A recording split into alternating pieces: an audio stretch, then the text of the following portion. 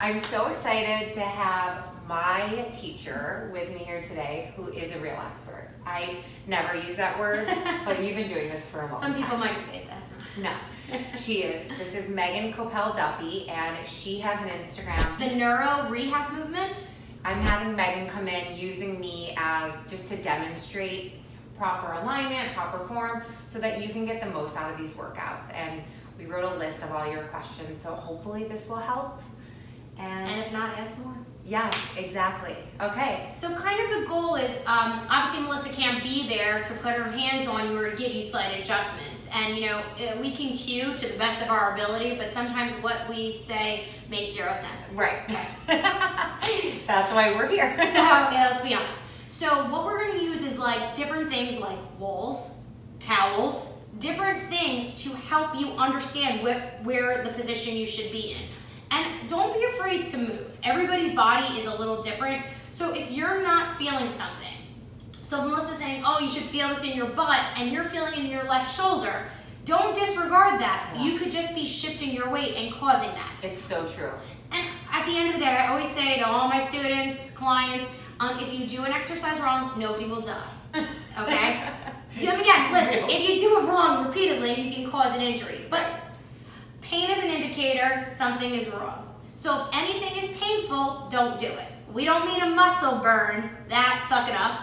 But if something is kind of really sharp or feels uncomfortable, don't do it. All right? Okay. So we're gonna start with the hip. So we walk around all day and we don't really think about where our hips are. So let's start in the sideline position. Okay. Okay? So in the sideline position, what we have is a wall, okay? Hopefully we all have one of these. And what we're gonna do is you've gotta find the right spot. So I want your foot, Melissa, all the way up against the wall. So scooch towards me a little bit. All right, so the foot is placed up on the wall. Now, sometimes when I'm at home, I like to do this in front of a mirror. So the workout pants are awesome because they usually have a seam right here. So think you want your seam straight up and down, okay? If the seam is on an angle, no good. That's so helpful. Yeah, I know. Thank you, Lululemon, or what is this brand? Zivia. There you go. Thank you. So think about that being straight up and down, and plant the entire foot down. Now, often I hear, listen, we all cue to the best of our ability, so I'm not judging any cues, but a lot of times you'll hear, put all the weight in your heel, put all the weight here. Right. When you're in this position, I want you to think of getting the weight down in your heel and your toes. Mm-hmm. Now, what I find with myself is once I put the weight in my pinky toe, my hip is active immediately. Turn right on. Did you feel that? Turn right on. Okay, so we call this area our rotator cuff. It's a group of 4 muscles that keep our arm in the joint. Well, we've got the same thing around our hip. I call it your hip cuff, okay? Sorry, it's not a fancy name. But what we want to happen is your leg bone be in proper position so all the muscles can activate. Yes. So again, just to reiterate, the hips are lined up here, the whole foot is on the wall. Now, without shifting your body, Melissa, can you push your foot into the wall as much as you can? For 3, 2, 1, and rest. Okay? I'm sorry, that's crazy. It should be very challenging. Yeah. Okay? Now, I want you on the second rep to overdo it and shift Okay. your body. So push into the wall for 3, 2, 1, and relax. So that was a little aggressive. But what I always say is 3 reps to find this. The first one to kind of figure it out. The second one is to overdo it. The third one is to make it perfect. So now what I want to happen is no shift in the body, but energy through the foot. And you're gonna do that for 3, 2, now careful, too much from the foot, hip is shifting, and relax. Did you guys all see that? Do that again, Melissa. Really push into the wall. See how her hip is shifting this way? And relax. At the risk of confusing the hell out of everybody, you want to think about force pushing in opposite directions. This is hard. This is something I work on in my body and Melissa works on in her body. So while I'm pushing through my foot, I'm going to kind of get a little friendly for a minute. Inner thigh. Mm-hmm. So think the seam of your inner thigh. Think about that plugging that way as you reach through your foot. Okay? So try that, guys. Push your foot into the wall. Think about your inner thigh plugging in and your foot pushing out. Such a difference. Okay, now If that confused the hell out of you, don't worry. It confuses about half my clients, so don't worry. Probably more than half they just lie. So the last one, we're gonna try this. And what I want you guys to think about, whichever cue I gave works for you, use that. And then tune out all the other cues, okay? So the last one I'm gonna do is we're gonna think about the knee. We all know our calf muscle, and we all know our hamstrings, right? Hamstring is the back of the top of the leg, the calf is the back of the bottom of the back of the leg. So what I want you to do now, Melissa, is I want you to get your foot flat again, and I want you to think about your calf reaching down into your heel and your hamstring reaching up your butt. Okay? So it's almost like you're separating at your knee. And then relax. So which cue helped the most for you? I'm so sore. For me, it's like the stretching in opposition. So like the separation of the knee. The separation. Yeah, I felt like when I said the plug-in of the inner thigh, her brain understood it. Obviously, she's a Pilates teacher, but her body was overdoing it. Yeah. Okay? Okay, so rest a sec. Now what we're gonna do is use that and actually move. All right? So we're gonna put the foot back up. So you're gonna do your, let's call it our glute activation. Yep. We're gonna find the opposition, and all I want is for this to start quivering, okay? Then from there, you're gonna slide your foot up the wall and down the wall. Now, this wall's a little rough. Can you keep your foot up against the wall the whole time? Yeah. And your pinky toe, cheater, there you go. This exercise I often like to do with socks on, so my foot can slide up. I may or may not have calluses on my foot, so I get stuck. Melissa's feet are perfect, they're fine. So, doing up and down along the wall, and then you can get fancy and do a circle, all while keeping your foot against the wall. Now, what this is doing, it's keeping your hip in the right position, so you really feel your internal, external rotators of your hips, your hamstrings, you feel everything. Okay? So circle the other way. I really feel it. Right? Doesn't that feel awesome? I can't believe how much I feel this right now. And then relax. Whew. So there's a lot of people also out there, you know, what's the max amount of reps you guys do in a workout, you think? I keep it low, so 10 to 12. Awesome. Because I want everyone to really feel it. So I'm not looking to burn you out in a way that your form is. What did I always say in the teacher training? If you can do 100 reps, you're not doing it right. It's so true. And when I say not doing it right, you need to challenge your body in a different way.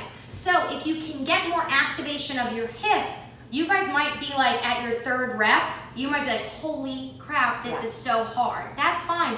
Keep working on that, and as you do these, they're gonna get harder and harder, okay? And then why don't we show it in the quadruped position now? Perfect. And I rarely say that because I don't know. Oh, quadruped, I'm sorry, on all fours. But I think it's good. I was trying to sound fancy. Did it work? She's very fancy, but all fours. So again, the finding your proper spot is gonna be key. I want that foot up against the wall, and so what we're looking for is 90-degree angles. So we want that knee right under the hip and the shoulders, the hands right underneath the shoulders. So from here, so I'm gonna use kind of a funny cue, and I'm gonna say, spread your butt cheeks. And from here, I want you to think about that same thing we talked about. It's easier to see here. So Melissa, I want you to think about plugging your hamstring into your hip and your calf down through your heel. Good. Now, see if you can lower this and plug in through there. Does that feel different? Oh, yes. Now, the spine is gonna be our limiting factor in everything. So if the spinal position is off, it's very hard to get the hip in placement. But don't let that freak you out. We're gonna be continually working on our spine. That's when Melissa does all the abdominal and spinal exercises with you guys. So what you wanna think about here, bring that leg down for a sec. Yep, bend it all the way in. So now we're gonna talk about this same using the wall to activate the hip in quadruped position. So always, I don't know about you, but I'm always thinking about, so if I say kick your right leg back, I'm always thinking about the leg that I just lifted. Right. What did you think about? My leg that I just lifted. Exactly. Let's flip the script a little bit. Put this down. And can you actually turn this way for a sec? So bring your hands on the wood floor and keep your, okay. So what I want you guys to look for is the angle of her legs here. So go back into your all fours position. So bring your legs a little further apart. So just kick your right leg back out. Now, she is super strong and fit, but did you notice how she shifted over the left leg? I mean, she's a human. So, put that leg down. I've got a lot of extra weight in my center. Yes, put that leg down. So what I want you to think this time, instead, remember what we just did against the wall. I want you to think about plugging, so don't move your body, don't move your spine. This is tricky. I want you to think about pulling your leg up into your pelvis. So I'm gonna kind of point on my crotch for a second. So I'm thinking about pulling my inner thigh up to my pubic bone. So plugging that in. Yep. And at the same time, pushing down through this knee. So we're using the floor now, okay? So find that opposition of pulling up and down at the same time. Just focus on that. And now kick your right leg back. Good, focus on that. Beautiful. Did that feel different? So much harder. Okay? So why it's harder? Without getting too technical, our bodies can't move or mobilize if it's not stable. Yeah. So if I'm not thinking about my stable leg and just kick my leg back, I'm not getting a good movement pattern. But if I'm focusing on this leg here, staying still, So much harder. oh my God, it is so much harder and I get a better outcome. I mean, all right? I'm sore. I know, right? I'm like, And then you don't have to do any reps. anything yet. See? Quick. No, it's so true. Back in that quadruped position. Okay, so we gotta actually turn around because we need the wall again. Okay. Perfect. Crawling's good as well. All right, so go back down. Stabilize this left leg first. So I call it the plug and push. So if I'm kneeling down here, I'm thinking about suctioning my leg up and pushing down at the same time. While I'm doing that plug and push on the left leg, I'm just gonna kick my right leg back. And when I say me, I mean you. Now kind of move back a little bit so you're up against the wall. Good. So hold it there. So now this supporting leg should be working. Is it working? Yes, I want to bring it back. Yeah, there you go. Yeah. Okay, so this bottom leg is working. Now find the plug of this leg. And I always think that both of my inner thighs are reaching towards my crotch, almost coming towards each other. Yes, I like that. Now, can you reach down through your knee and through your foot at the same time? Woo!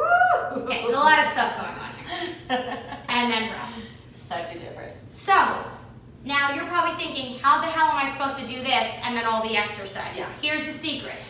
Just do this once. Yeah. So you do your So you glute feel it. activation, you got your glutes firing, and then throughout the workout, you check back in with it. Yes. Okay? Once you feel like you're losing form, just check back in on it. And if you feel like you're not feeling your hip active or you're feeling your lower back, I Yes. find once I feel my lower back, I stop what I'm doing Because you're not doing it right. and then I activate my hip again. Right. Okay? So one thing that people keep asking, Yeah. because I tend to be a generic cuer because I think people understand it. Nobody wants an So anatomy when- lesson. well, I mean, we do, but we're weird. so when I have them on all fours in quadruped Okay. and I cue, think pulling belly button in towards your spine or in, or like I like to say even hugging baby in helps. Okay. Can you just Yeah, give you know any what? information You know what's there? interesting about this is finding the pull-in of the abs without affecting your spine. without bringing your So shoulders up to your what often happens is, so if I'm here and I say pull my abs in, I'm often going to tuck my spine. Right. So if Melissa puts her hand on my spine right here, what happens? Did you feel how I moved my spine versus me going like this? Right. Did you feel my spine move? No. I think this is an important thing for us all to understand. Strong abs can't overcome a weak spine. So if your spine isn't stabilizing, which means it's actually, if your spine isn't active, then your abs don't actually fire correctly. Right. So I think the biggest thing is go back to that all fours position. Okay? Go all the way, put that leg down. Give that hip a freaking break. Yes, please. This is one of my favorite ways to kind of get my abdominals active. I call it, it's like a, it's not a full twerk, it would be like a pre-twerk exercise. Got it? Got it. So the curves of the spine should kind of balance each other. Our cervical spine should kind of angle in, our thoracic or upper back should go out, and our lumbar spine goes in. You can see that a lot on me because I have a big booty, so you can see my lumbar curve, okay? So when Melissa's here, now as you are more pregnant, your belly pulls you forward. Yes. Now, it's not bad to have a lumbar curve if it's strong and active, okay? So what I'm gonna have Melissa do is just relax for a sec, and I want you to stick your butt out. And pardon the cue, but I usually cue butthole to ceiling, so I'm reaching my butthole up, No, but that's helpful. I mean, it's graphic, but it literally works every time. It makes you really understand. Because everybody knows where their butthole is. Some people speak out of them. Okay, so now what I'm going to do here is ask her to just think about isolating her lower back. So I want you to tuck your tail down. Good, and then go the other way. So it's super subtle here. Now, I'm going to let you guys in on a little secret. She's cheating right now. She doesn't mean to, but she's initiating the movement from up in her back, about 2 vertebrae down from her broad line. So I'm going to put my fingers there. Okay. Don't move here, and try to just move your lower spine. Extend and flex. How hard is that? So hard. Okay, so guys, if we're having trouble doing this, we should all give up. No, I'm just kidding. But the good thing about this is just getting a little bit of spinal mobility here is game changing. Yeah. So should we teach them a trick? Yes. Okay. I think the best way to figure this out is to actually do it standing. So So we're gonna stand up, and she's much taller than me. So we might lose my head. Can I be like? So I like to do this standing because I literally cheat every other way. So what you're going to do is everybody's going to take their hand, spread their fingers like this, and put it on your lower back. Okay? So go on the middle, the vertebra. So right there and there. Oh, okay. Okay? So we're having our fingers spread out. You see where I am? Yep. So I want everybody to put their hand there and just slide your fingers up and down. What does it feel like? Does it feel like an arch? Does it feel round? What the hell does it feel like? Okay? So mine is nice and arched. Melissa's is arched as well. Now, what we're both going to do is we're going to tuck our tail between our legs and try to flex our lumbar spine and back out. Where did you feel you initiated movement from? That one was better. I'm initiating it from all the way up here, guys. So I'm going to take my finger there. And what basically you're feeling for is almost like a hinge. So wherever you really feel a lot of movement, that's where you tend to move from. Yeah. So what I like to do is put my hand right there. Yeah. So I'm going to put my hand where I like to move, and then I'm not going to move it. So now I'm going to turn to the side. So now I'm going to do it bad first. That's me moving up high. Now, moving down low. You can barely. Are you guys even seeing anything? You don't see it. But let me tell you, I'm actually feeling my abdominals a ton because I'm actually using them, okay? So what we're doing is we're taking our own hand and putting it where we overmobilize from to train our brain not to move it. And people always ask, well, how do you do it? Just work on it, try it. It's gonna start off small. And what we're really trying to do is, and I'm really gonna exaggerate here, we're trying to get more space in our lower back. We're flexing our spine and extending, okay? And if it's painful, that means you're over-mobilizing or not moving an area that needs to move. And if it feels super locked, go to a physical therapist. They can kind of quickly assess that and loosen it up, and you will get so much more out of your workout. Yeah, you'll feel it so much more. Okay? Another way you can do this is up against a wall. Use walls. So if I'm here, up against the wall, I'm going to try to slowly bring my butt under and around to try to get the lower part of my back to touch the wall. And then I'm slowly bringing my back away from the wall. You'll often hear the cue, push the lower back into the mat. We don't want to imprint the spine. Yeah, imprint we use. Now, it's not wrong, but we don't want to do it from one spot. So imprinting wrong can give you a lot of back problems. Imprinting correctly, one at a time, is game-changing for your abs. Yeah, it's just hard to see. So let's try it. The imprint on your back. The imprint on your back. Perfect. All right, so we're going to use like a dish towel just rolled up, and I'm going to place this underneath her lower back. Good. And I always like to think, everybody's body's a little different. Yours has to be a little higher. I always like to think like the lumbar spine should almost be like a rainbow, and like the top of the rainbow is usually under your belly button.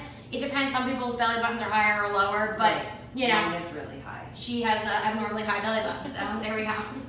So the towel is there to give that lumbar support. Can you feel that? Yes. Okay. So what I want you to do now is I want you to think about your spine as one, all these little vertebrae lined up, vertebrae, whatever, I was pronounced. I can barely speak English, let alone Latin. So what we want to think about is moving in between those. Okay? It sounds super complicated, but just try it. So what you want to think about doing is you're slowly rolling back and just getting a little pressure into the towel and then back. So it's a really small movement. It's probably even hard to see it on camera. She's taking her pelvis like a bowl and she's rolling it this way and rolling it that way. Okay? And I really like to focus on the release. So as you're pulling back, you're using your abdominals to go into the posterior pelvic tilt. You need to use your spinal muscles to go back to neutral. And I find lifting the vertebra up off the towel, that'll help activate your spinal muscles. Do you feel that? When I lifted. Yeah. So it's a super small movement, and it should be powerful in the core. Don't get frustrated if you're not feeling it. Think, ooh, I'm just moving from too high in my back. If you're not moving your lower lumbar, you're not going to feel your lower abdominals. Yep. So, not to break everybody's hearts, but there's not really lower abs and upper abs. When you don't feel your lower abs, that means your lumbar spine is either not stable or you're not flexing it. Okay? Yeah. So there's certain exercises that really target that area. And the reason why is because those exercises are actually easier to do. They're usually hard exercises, but they're easier to do correctly. Does that make sense? Yes, no, it does. So basically, when you're in a position, when you feel your lower abdominals, that's when your spine is working properly. Okay? And the same thing goes with the upper spine. So just think about, maybe if you're not feeling an area, move it a little bit and see if that helps you feel almost as exercised a little bit more. All right? Okay, this is